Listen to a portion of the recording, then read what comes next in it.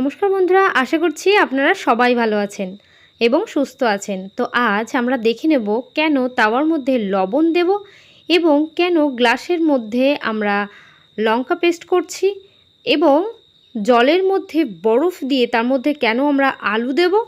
তো আমরা চলে এসেছি প্রথম টিপসে এখানে আমি তাওয়া নিয়ে নিয়েছি। তাওয়ার মধ্যে আমরা যখন রুটি তৈরি করি দেখবেন অনেক সময় কি হয়, তাওয়াটার মধ্যে না সেই রুটিগুলো আটকে যায়। তো প্রথমে রুটি দেওয়ার সঙ্গে সঙ্গে আটকে যায়, এবার সেইটা বারবার আমাদের খুঁচে খুঁচে তুলতে হয়। সেই তাওয়াটায় কিন্তু আমরা রুটি তৈরি করতেই পারি না। আবার মাঝে মধ্যে এতটা নোংরা হয়, সেটাও পরিষ্কার করার সমস্যা হয় অনেকটা। তো তাওয়ার মধ্যে এই যে জাতীয় সমস্যাগুলো যখনই হয় তখন আপনারা কি করবেন, রুটি দেখবেন আটকে আটকে যাচ্ছে, তখনই মনে করবেন এই কাজটা আমাদের করতেই হবে। তাওয়ার মধ্যে হালকা একটু গরম থাকবে তাওয়া, সেই অবস্থায় একটু লবণ দিয়ে দেবেন।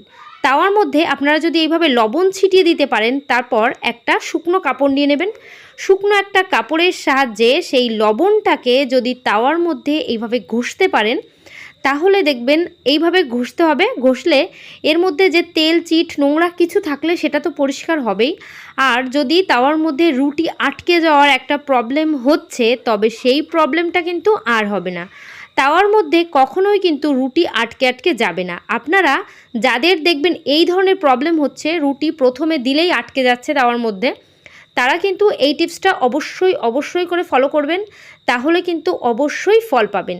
দেখবেন রুটি তাওয়ার মধ্যে আমরা যখনই সেকার জন্য দিচ্ছি, দেওয়ার পর তাওয়ার মধ্যে কিন্তু রুটিটা আটকে যাচ্ছে না। আটকে যেতে লাগলে যারা নতুন গৃহিণীরা তাদের কিন্তু অনেকটাই সমস্যা হয়।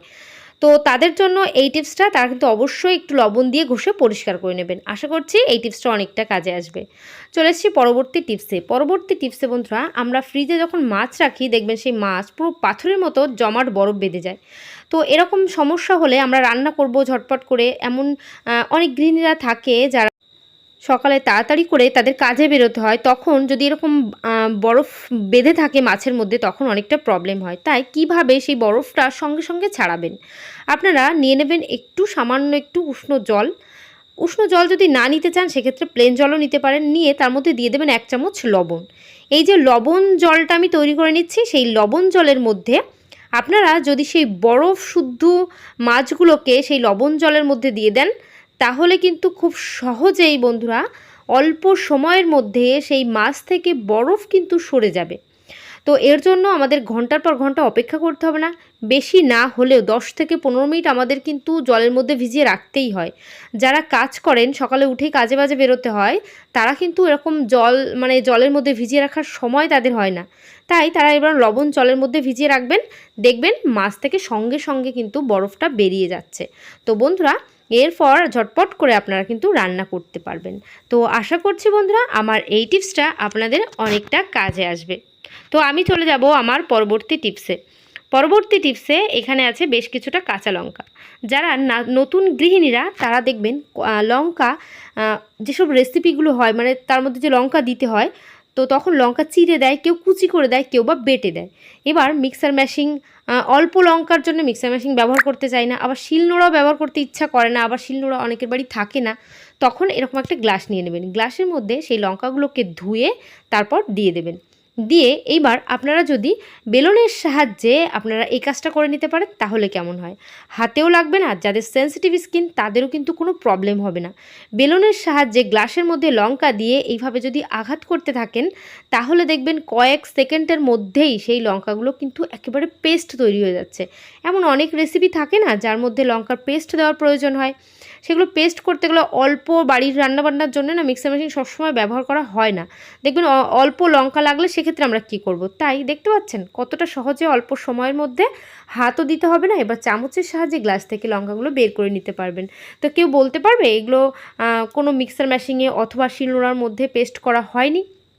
তো আপনারাও কিন্তু নতুন যারা আছেন গৃহিণীরা তারা এইভাবে কাজটা করতে পারেন, তাহলে আপনাদের কিন্তু অনেকটা উপকার হবে। হাতের কোনো সমস্যা হবে না, সেন্সিটিভ স্কিন হলে হাত জ্বলেও যাবে না, কোনো সমস্যা হবে না। আশা করছি এই টিপসটা অনেকটা কাজে আসবে। চলে এসেছি পরবর্তী টিপসে এখানে আছে বেশ কিছুটা আলু।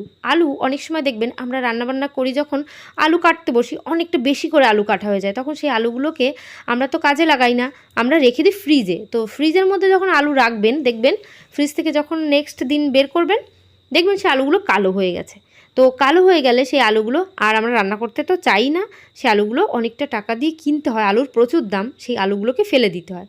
তো বন্ধুরা আপনারা একটা কাজ করবেন, যখন দেখবেন আলু বেশি কাটা হয়ে গেছে তখন সেই আলুগুলোকে কিভাবে নেক্সট দিন ব্যবহার করবেন তারই ছোট্ট একটা উপায় বলবো। এখানে একটা পাত্র নিয়ে নিয়েছি, পাত্রের মধ্যে আমি দিয়ে দিচ্ছি বেশ কিছুটা জল। আপনারা এইভাবে বেশ কিছুটা জল দিয়ে দেবেন, জলের মধ্যে দিয়ে দেবেন কিছুটা আইস কিউব।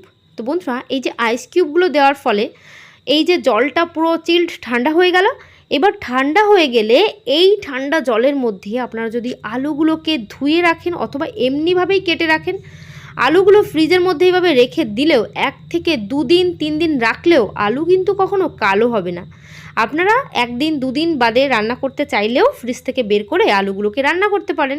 আলু কিন্তু কালো হওয়ার কোনো প্রবলেমই আপনাদের হবে না। বেশি আলু কাটা হয়ে গেলেও চিন্তা করতে হবে না, এইভাবে বরফ জলের মধ্যে ভিজিয়ে রাখুন, আলু একদম তরতাজা থাকবে, কোনো কালো হবে না, কোনো সমস্যার মধ্যে আপনাদের পড়তে হবে না। আশা করছি বন্ধুরা আমার এই টিপসটা আপনাদের অনেকটা কাজে আসবে। যদি আমার এই টিপসটা আপনাদের ভালো লাগে অবশ্যই কিন্তু আমাকে একটু কমেন্ট করে জানিয়ে দিতে ভুলবেন না আমার টিপসগুলো আপনাদের কেমন লাগছে। আপনাদের একটা কমেন্ট আমার নতুন নতুন ভিডিও দেওয়ার উৎসাহকে কিন্তু আরও বাড়িয়ে তুলবে। তো আমি চলে এসেছি পরবর্তী টিপসে। এখানে আছে বেশ কিছুটা ক্লথ ক্লিপ। তো আমরা যখন ক্লথ ক্লিপ ব্যবহার করি না, দেখবেন জামাকাপড় কেচে ছাদে নিয়ে যাচ্ছি, ছাদে নিয়ে যাওয়ার পর সেই জামাকাপড়গুলো ক্লথ ক্লিপের সাহায্যে আটকে দিই, হাওয়ায় যাতে না পড়ে যায়।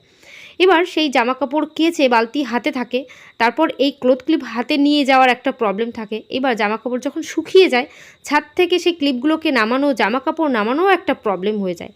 তাই আমরা ছোট্ট একটা উপায়ের মাধ্যমে এই সমস্যার সমাধান করব। আমাদের বাড়িতে অনেক দেখবেন আমরা তো সবাই কুকার ব্যবহার করি, তো প্রেশার কুকার ব্যবহার করতে করতে অনেক সময় ওর যে রাবারটা থাকে ঢিলা হয়ে যায়, তখন সেটা বাদ দিয়ে রেখে দিই, ফেলে দিই, এখানে ওখানে বাচ্চারা খেলা করে। তো সেই একটা রাবার আপনারা গুছিয়ে রাখবেন, রাখার পর এইভাবে ক্লথ ক্লিপগুলোকে ওই রাবারের মধ্যে সেট করে দেবেন।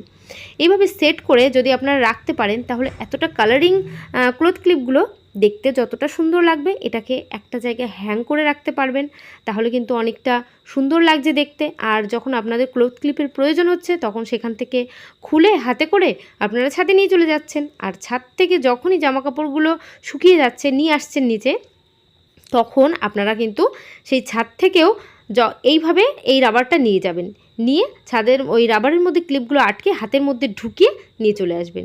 দেখবেন আপনাদের কাজটা কতটা সহজ হয়। এইভাবে দেওয়ালের একটা জায়গায় ঝুলিয়ে রাখলে জিনিসটা দেখতেও সুন্দর লাগবে, একটা ক্লথ ক্লিপও কিন্তু হারাবে না। আর আমরা এমনিতে যদি বালতির মধ্যে করে খুলে নিয়ে আসি, এখানে ওখানে রেখে দিই, এদিক ওদিক ছড়িয়ে ছিটিয়ে যায়, কোনো কিন্তু খুঁজে পাওয়া যায় না, বেশ কিছুদিন বাদে দেখবেন। আর তো বন্ধুরা এইভাবে কাজটা করলে আপনাদেরই অনেকটা সুবিধা হবে। তো আজকের ভিডিও এখানে শেষ করছি। সবাই ভালো থাকবেন, সুস্থ থাকবেন। তো বাই।